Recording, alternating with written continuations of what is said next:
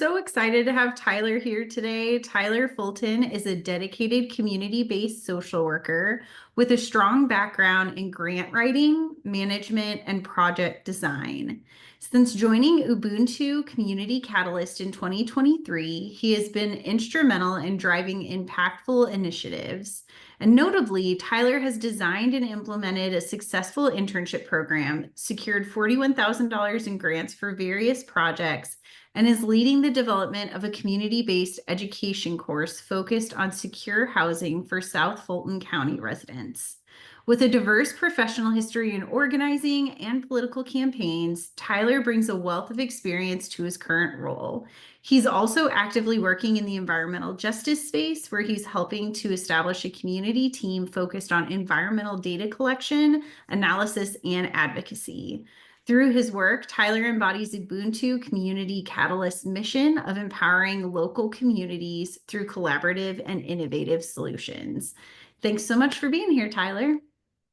Absolutely. And I want to thank Perplexity AI for helping me with that bio because I don't like writing about myself personally. So, yay. Well, I'm excited to be here. And I didn't put a PowerPoint presentation together because when I'm working with people in the community and interns, we have a lot of organic conversations. And I figured for the sake of this, I could talk a little bit. People can speak up and ask any questions they have in the middle of it. But I really wanted to keep it low key and just kind of make it a natural, conversation to be had. So I I was actually first introduced to the idea of a paid internship placement while I was getting my BSW at the University of North Carolina in Wilmington. I interned with an organization called Working Films, and they would use documentary films for social justice purposes, whether it was community events, educational, anything to really get people knowledgeable about a subject in a relatable way. They also funded directors and had programs that supported documentary filmmakers being able to get their work out into the world.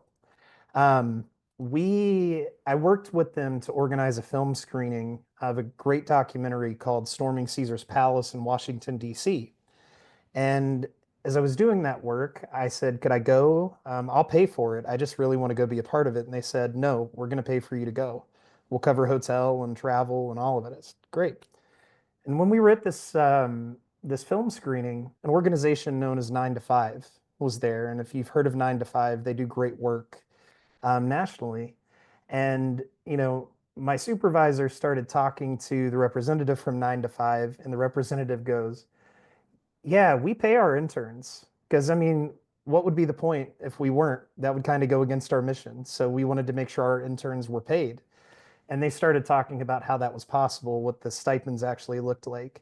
So that ended my first semester with working films. My second semester, they implemented a policy where interns would get a $1,300 stipend every semester.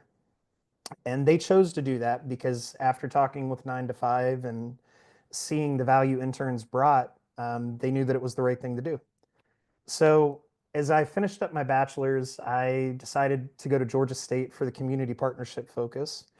And I got an email asking for me to come talk to BSW students. I was an advanced standing student, so I said sure. And the person that invited me was actually who was going to be the other co-chair of P4P, the Georgia State chapter.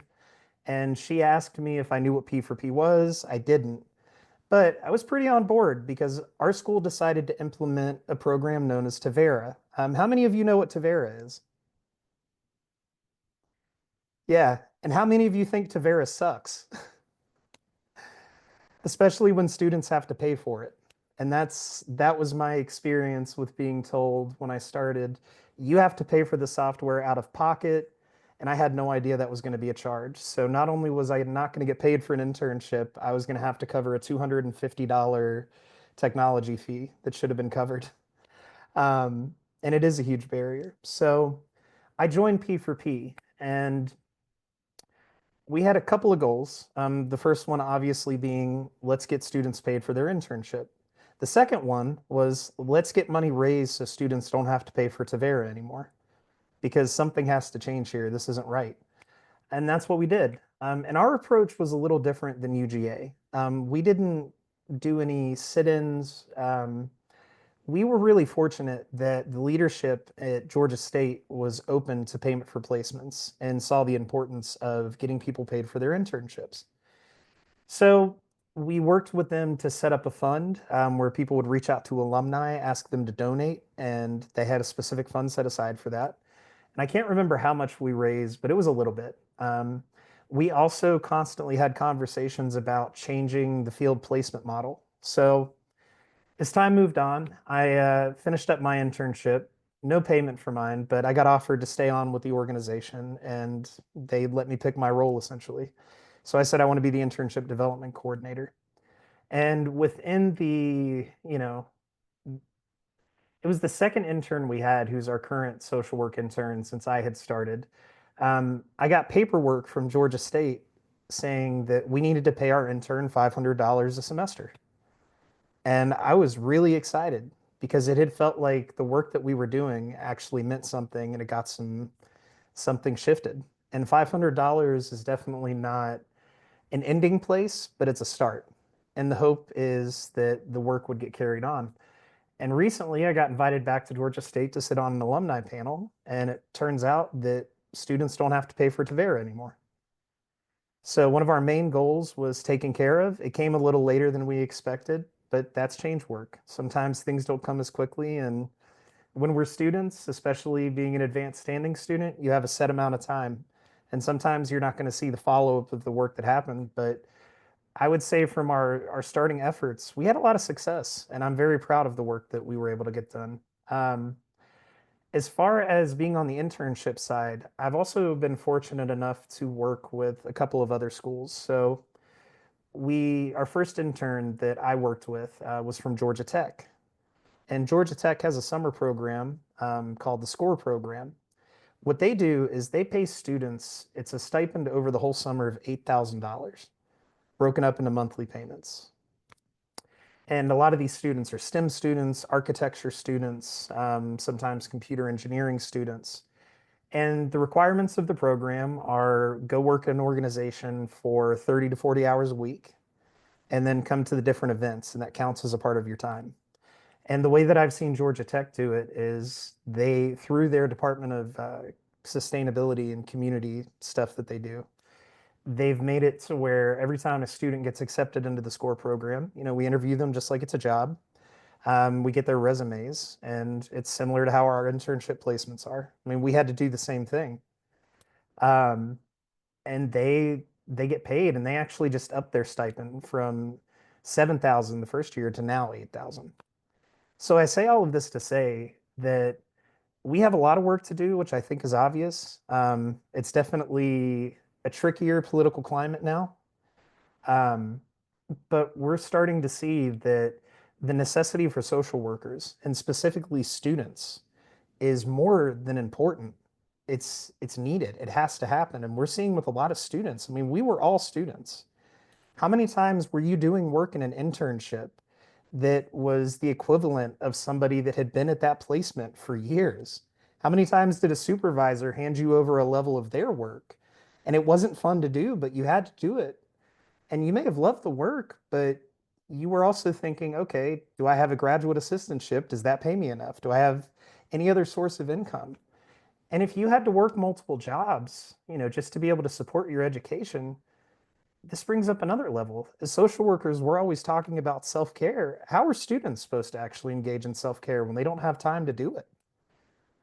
And ultimately, for a profession that touts social justice and the values that we do, the code of ethics that we do, not paying interns is an exploitative practice. And it's wrong. I mean, if nothing else, this is purely wrong because we're asking people to do a part-time job without the part-time benefits. And students, if they don't know that, paid internships exist. I mean, I know when I started in social work, a paid internship did not cross my mind. I just thought it was something you did.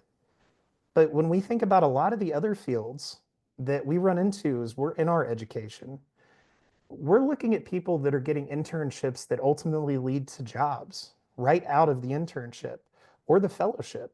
MPH students, I know it's changing now, but they could get a fellowship with the CDC that was a direct pipeline to working with the organization and it was well paid. Why are we as a profession putting up with this? And why do we have to fight for this so much? It's not right. It shouldn't be something that's hard. But the other thing that really got me is when we were raising money as students, I was we went to the CSWE conference. I was talking to students from other schools that they were being paid. And it wasn't a problem for those schools. They were looking at us like, what do you mean you're not paid? What do you mean you pay for Tavera? So I'll go ahead and open the floor, but let's make it an organic conversation. And I'm here to take any questions that you might have.